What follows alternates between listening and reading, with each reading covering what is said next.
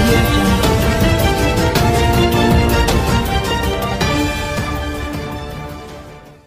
రామారావు గారిని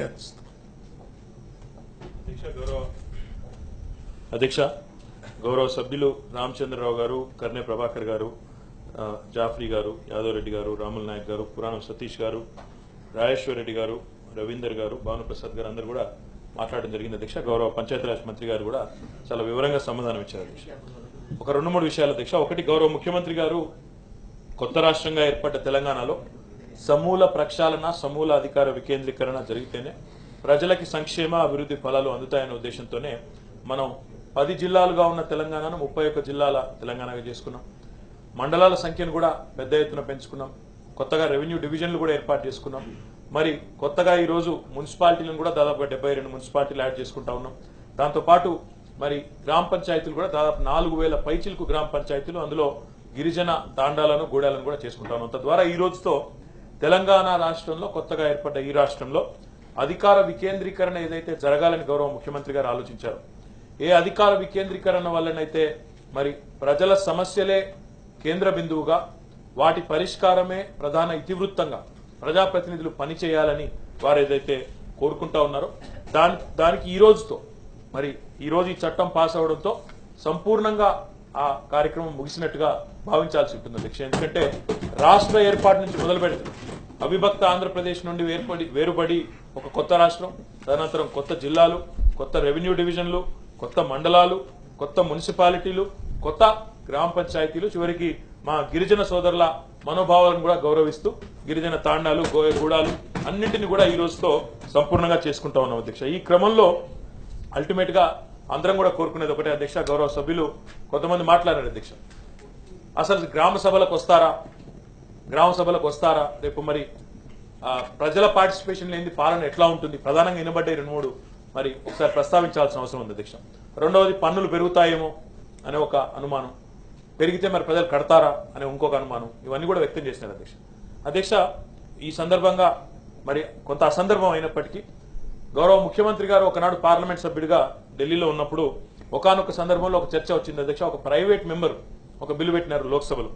ఆయన ఏమని పెట్టినారంటే, కొన్ని దేశాల్లో మన ప్రపంచంలో ఓటింగ్ లో పాల్గొనకపోతే, ప్రజాస్వామ్యంలో ఓటింగ్ లో పాల్గొనకపోతే వాళ్ళని జైల్లో పెట్టే విధానాలు కూడా ఉన్నాయి అధ్యక్ష. ఓటు పాల్గొనని వారిని జైల్లో పెట్టే విధానాలు కూడా ఉన్నాయి.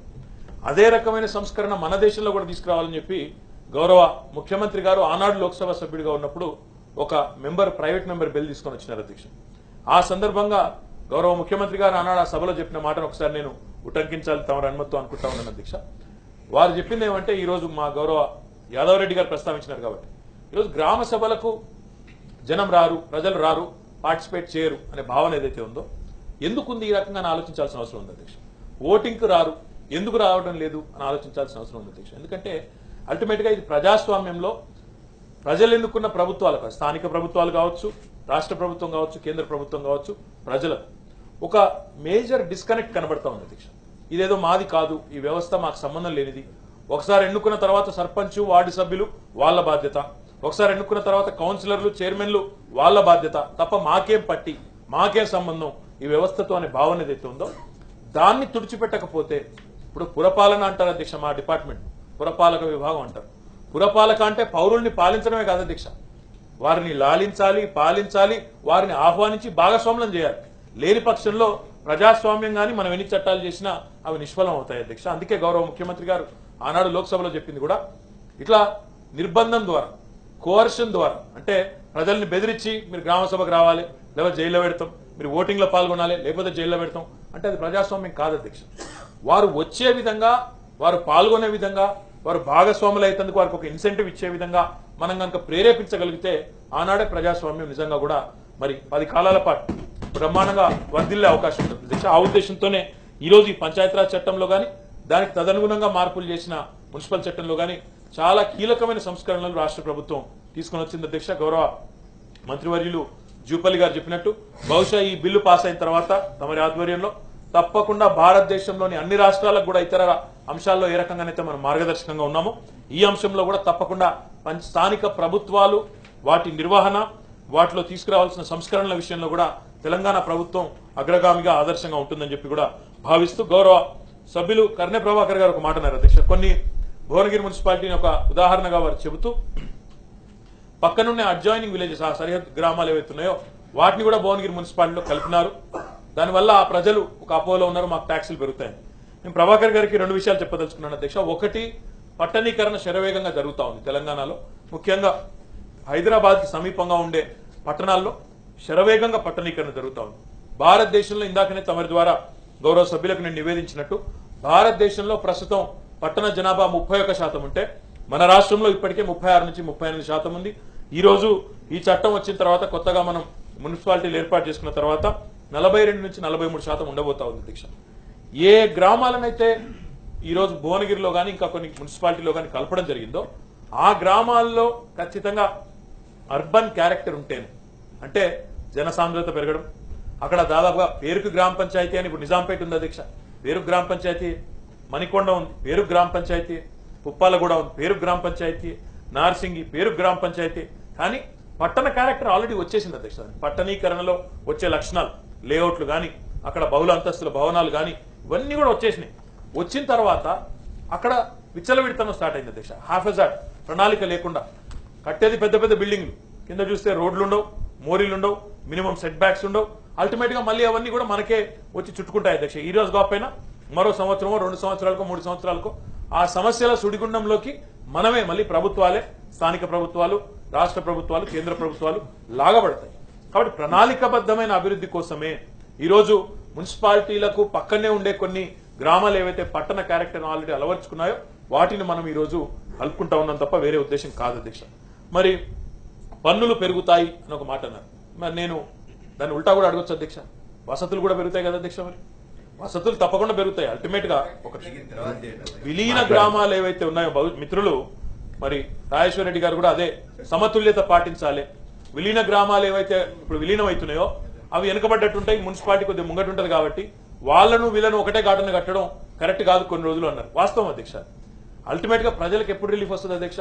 విలీన గ్రామాలు విలీనం అయిన తర్వాత పట్టణాభివృద్ధి సంస్థలో, పట్టణ స్థానిక ప్రభుత్వంలో మాకు కూడా దీనివల్ల లాభం జరిగింది. మౌలిక వసతులు పెరిగినాయి, మాకు వాటర్ సప్లై, మంచినీటి సరఫరా పెరిగింది, మా రోడ్లు బాగుపడ్డాయి, పారిశుద్ధ్యం బాగుపడ్డది, కొంత ప్రణాళికబద్ధమైన అభివృద్ధి జరుగుతుంది అనే భావన వస్తే ప్రజలు ఖచ్చితంగా పన్నులు కడతారు అధ్యక్ష. నేను పంచాయతీరాజ్ మంత్రిగా 2014లో పదవి బాధ్యతలు చేపట్టినాడు తొలుత సమీక్ష జరిపినాడు అధ్యక్ష. 50% కూడా లేదు అధ్యక్ష పన్నులు కట్టే అలవాటు.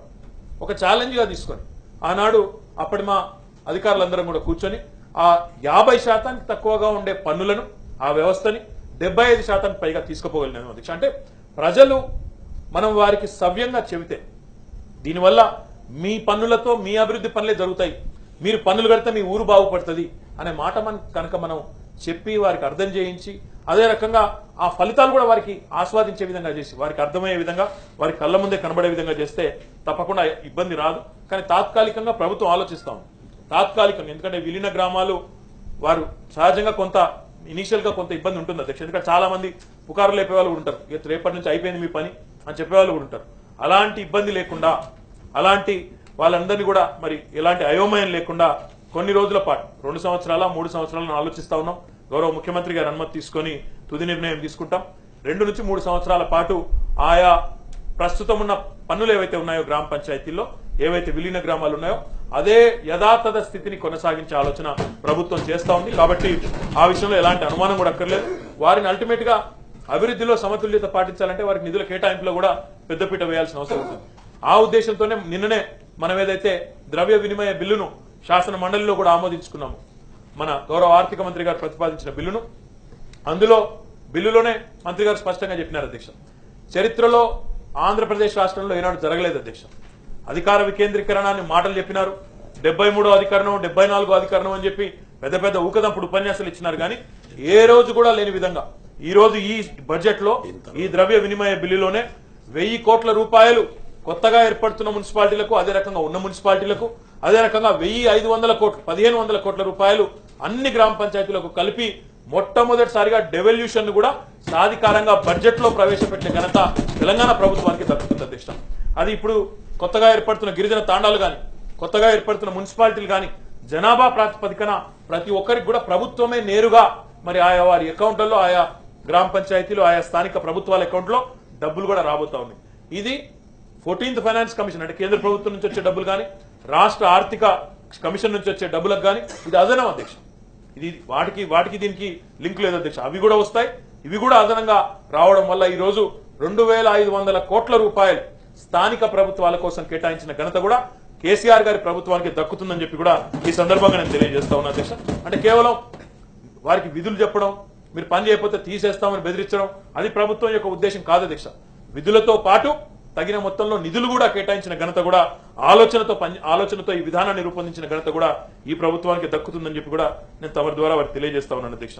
అధ్యక్ష, జాఫ్రీ గారు మాట్లాడుతూ సంతోషం, కొత్త మున్సిపాలిటీలు ఏర్పాటు చేసినారు, కానీ ఎలక్షన్ కమిషన్ ఏదైతే ఎన్నికల డేట్స్ ఏవైతే ఉన్నాయో వాటి విషయంలో ఒక నిబంధన పెట్టినారు. మరి ఎందుకు పెట్టినారు? దానివల్ల ఎలక్షన్ కమిషన్ గవర్నమెంట్ ను సంప్రదించి ఎన్నికల తేదీలు ఖరారు చేయాలని ఒక నిబంధన పెట్టినారు ఈ చట్టంలో. ఎందుకు పెట్టారని అడిగినారు. ఎందుకు పెట్టాల్సి వచ్చింది అధ్యక్ష అంటే చాలా సందర్భాల్లో అంటే ఎలక్షన్ కమిషన్ ఒక స్వతంత్ర ప్రతిపత్తి కలిగిన రాజ్యాంగబద్ధమైన సంస్థ అయినప్పటికీ రాష్ట్ర ప్రభుత్వంతో కలిసి పనిచేయాల్సి ఉంటుంది అధ్యక్ష. ఎందుకంటే చాలా సందర్భాల్లో చాలా రకాల ఎమర్జెన్సీస్ ఉంటాయి, చాలా రకాలుగా కొన్ని సందర్భాల్లో ప్రజలు అవస్థల్లో ఉండవచ్చు, కొన్ని సందర్భాల్లో ఏమైనా డిజాస్టర్ మేనేజ్మెంట్ లో ప్రభుత్వ యంత్రాంగం మొత్తం కూడా నిమగ్నమై ఉండొచ్చు. కాబట్టి ఆ సమయంలో సడన్ గా అనుకోకుండా ఎన్నికలు వస్తే ప్రజలకి ప్రభుత్వానికి కూడా ఇబ్బంది అయ్యే అవకాశం ఉంది. కాబట్టి वैसे माहौल में एक कोऑर्डिनेटेड एफर्ट रहना करके इसमें लगाए, बट इसका ये मतलब नहीं है कि हम में भी जीएचएमसी इलेक्शन या लोकल बॉडी इलेक्शन पोस्ट करने का कोई इरादा, ऐसा कोई इरादा हमारा नहीं है. हमारी नीयत बहुत साफ है साहब. इनफैक्ट मैं एक बात आपको बोल रहा हूँ, इनफैक्ट बहुत सारे हमारे कायदीन भी हमने रिक्वेस्ट किया हमें कि आप जो अभी इलेक्शन की बात कर रहे हैं हम लोग लोकल बॉडीज इलेक्शन की, इसमें क्या जल्दी है बोल के भी बहुत सारे लोग बोले. बट सीएम साहब का वादा है कि इनका टर्म खत्म होने से पहले ही इलेक्शन कंप्लीट भी हो जाए, उनको ट्रेनिंग भी दिया जाए नए एक्ट पे, और जिस दिन वो लोग अपना नया पोजीशन लेंगे उसी दिन से पूरी तरह से वो वाकिफ रहे कि क्या करना है क्या नहीं करना है और उनसे क्या एक्सपेक्टेशन है. तो इसीलिए हमारी जो नीयत है साफ है. आप इसमें बेझिझक बेशक आप इसमें कोई ये ना डाउट करे, हमें पूरी तरह से सोच समझ के ही ये लगाया गया कानून में. యాదవ్ రెడ్డి గారు డెవల్యూషన్ గురించి అడిగినారు. ఇప్పుడే చెప్పాను అధ్యక్ష, 1000 కోట్లు మున్సిపాలిటీలుగా ఏర్పడుతున్న సంస్థలకి, స్థానిక సంస్థలకి 1500 కోట్లు గ్రామ పంచాయతీలకు కేటాయించడం జరుగుతా ఉంది. మరి పురాణం సతీష్ గారు ఆసిఫాబాద్ గురించి అడిగినారు అధ్యక్ష. ఆసిఫాబాద్ గాని, భద్రాచలం గాని, సారపాక గాని, ఉట్నూరు గాని షెడ్యూల్డ్ ప్రాంతాల్లో ఉన్న ఏరియాస్ ఏవైతే ఉన్నాయో వాటి మీద ప్రభుత్వానికి అధికారం ఉండదు అధ్యక్ష. గవర్నర్ గారి ఆమోదంతో, రాష్ట్రపతి గారి ఆమోదంతోనే ఆయా ప్రాంతాల్లో షెడ్యూల్డ్ ఏరియాస్ లో రాజ్యాంగబద్ధమైన నిబంధన కాబట్టి వారి ఆమోదంతో చేయాల్సి ఉంటుంది అధ్యక్ష. మేము ప్రతిపాదిస్తున్నాము, ఫేవరబుల్ గా రికమెండ్ చేసి మరి పంపిస్తా ఉన్నాము. తప్పకుండా గవర్నర్ గారు కూడా ఆమోదిస్తారనుకుంటా ఉన్నాం అధ్యక్ష. పల్లా రాజేశ్వరరెడ్డి గారు చెప్పిన దానికి కూడా సమాధానం చెప్పాను అధ్యక్ష. అభివృద్ధిలో విలీన గ్రామాల విషయంలో సమతుల్యత పాటించాలన్నారు, తప్పకుండా పాటిస్తామని వారికి తెలియజేస్తూ భాను గారు కొన్ని మంచి సూచనలు చేసినారు. కొత్త మున్సిపాలిటీలు ఏవైతే ఏర్పడుతున్నాయో వాటికి మాస్టర్ ప్లాన్ రూపొందించండి, అదే రకంగా అందులో రోడ్ డెవలప్మెంట్ ప్లాన్స్ కూడా చేయండి, ఇన్ఫ్రాస్ట్రక్చర్ కూడా ప్లాన్ చేయమన్నారు. దాంతో పాటు పట్టణ ప్రణాళికా విభాగంలో కొంత అధికారుల కొరత ఉంది, టీఎస్పీఎస్సీ ద్వారా పర్మనెంట్ రిక్రూట్మెంట్ చేయమన్నారు. తప్పకుండా వారి సూచనలన్నింటినీ కూడా మరి తీసుకుంటాం అధ్యక్ష. వాటితో పాటుగా చివరిగా నారాయణ రెడ్డి గారు మాట్లాడుతూ కొన్ని గ్రామాలు ఏవైతే కలిపినారో వాటిలో ఆందోళన ఉందన్నారు. నేను గౌరవ సభ్యుల ద్వారా మొత్తం ప్రజలకు కూడా, రాష్ట్రంలోని ప్రజలకు కూడా నేను విజ్ఞప్తి చేయదలుచుకున్న అధ్యక్ష. అల్టిమేట్ గా ఏ ప్రభుత్వం అయినా నడిచేది ప్రజల పన్నులతో అధ్యక్ష. ఈ రోజు ఇక్కడ మేమందరం కూడా రాజ్యాంగబద్ధమైన మంత్రి పదవుల్లో ఉండి తమరి ముందు మాట్లాడే అవకాశం వచ్చిందంటే ఆ ప్రజలు కల్పించిన హక్కు అధ్యక్ష, ఆ ప్రజలు కల్పించిన వారి ఆశీర్వాదంతో ఇక్కడ ఉన్నాం.